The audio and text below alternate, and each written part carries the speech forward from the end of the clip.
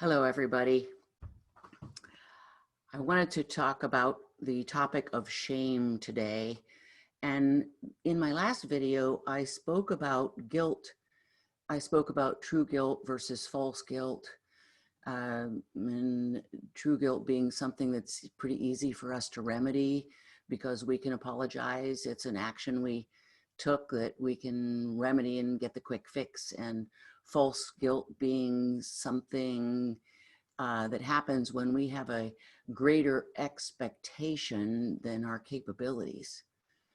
But in general, there's a lot of confusion about guilt versus shame. And shame is more complicated, I think. Sometimes it takes a little bit more work to understand if that's actually what's happening to us instead of just guilt. Care partners often express shame to me. They feel as though they can never really, quote unquote, do it right. There's an overwhelming sense of sort of doom and a sense of unworthiness that they've carried with them for a long time, and it becomes a little tricky to identify. So what really is shame? It's a deep-seated identity issue. It's something that generally is been caused and triggered sometimes years ago, even into our childhood, and that we just bring it forward into our daily lives like a monkey on our backs. But where does it come from? Shame can come from the culture that we live in.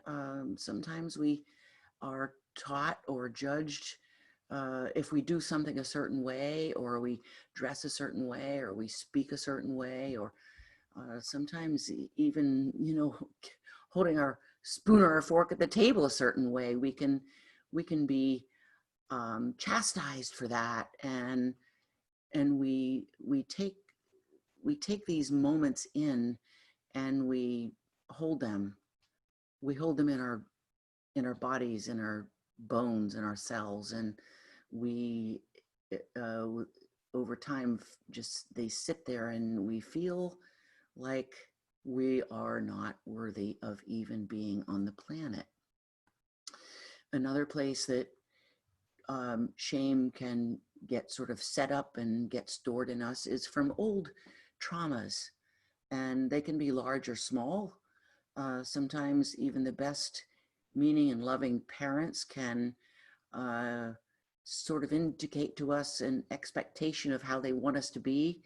And when we can't live up to that expectation, we feel ashamed. We're not worthy of what they anticipated we would be. But this idea of trauma also could be something like you fell off of a bicycle when you were trying to ride it, and you didn't get up quickly enough and someone yelled at you, or someone chastised you for not being able to stay on the bike at all, or not learning quickly enough. And these are examples of when we feel we're shamed in that moment, and somehow we take this in. Another really great example is young children. Sometimes this is kind of a big one. Their parents divorce, and the child takes on the idea that they were somehow responsible for their parents' quote unquote lack of love, or that's what they perceive. And it really stays with us our entire lives, and we bring it to the present. We sometimes get such a deep-seated accumulation of shame that we end up feeling like we don't really even have a right to be here. We feel unworthy, and very often caregivers manifest this shame by feeling as though they are just not doing the perfect job, and they've never done the perfect job, and they can't possibly do the perfect job, and if they don't, they will not be lovable. That's sort of a general feeling, but this, and we bring this to the table today these really, really old things. Other ways that this shame can manifest, or you can sort of have a look at it, and other things manifest this way too, but shame can look like an eating disorder. It can look like over drinking. It can look like extreme fatigue and depression.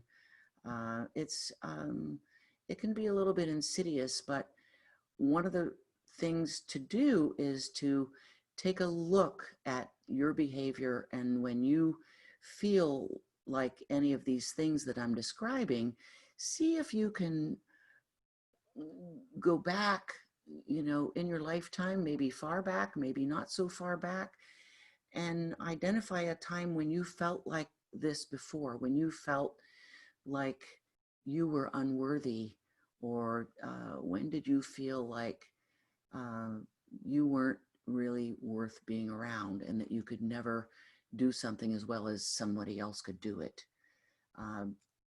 which, by the way, is not true.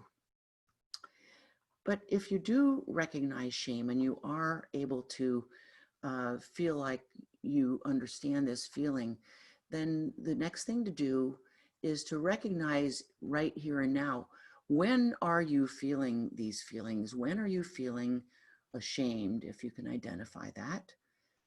And what are you saying to yourself? Are you saying to yourself nasty things? What is your language?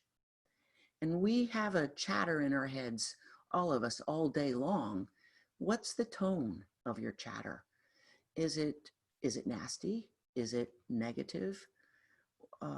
Or is it just chatter? Because we do chatter all the time. But even our thoughts are the language. And what's the tone of your language?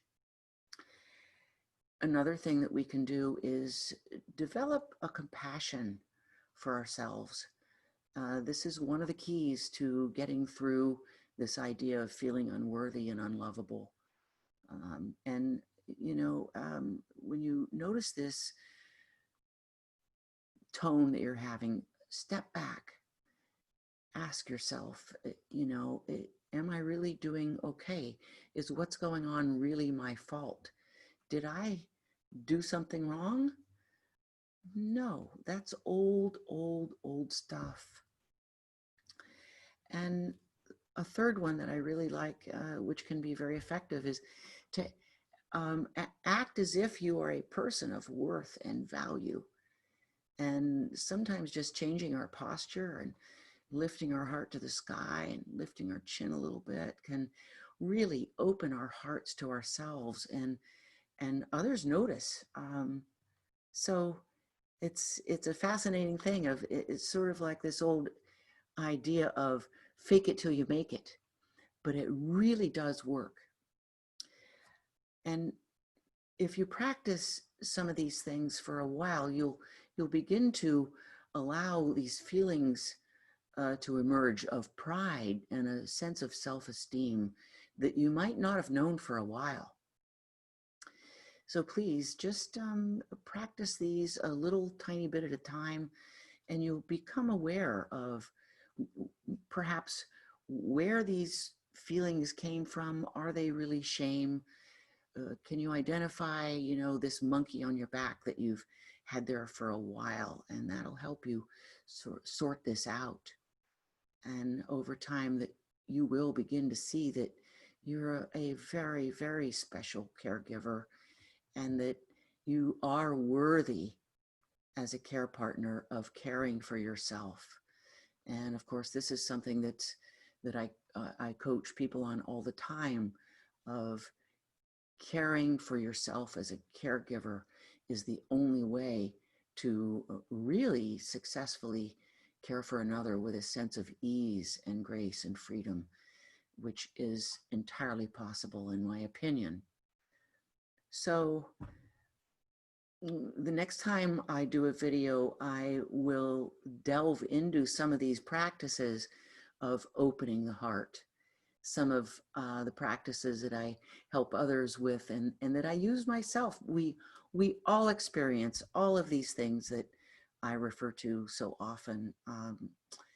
No one is immune, and we will just keep at it. But most of the issues that I talk about can be healed, and the healing begins right here in the heart. And I will talk about that next time. And I invite you, as always, to be in touch with me with any comments or questions. Thank you. Thank you so much for watching. And until next time, I wish you self-care and self-compassion. Thank you.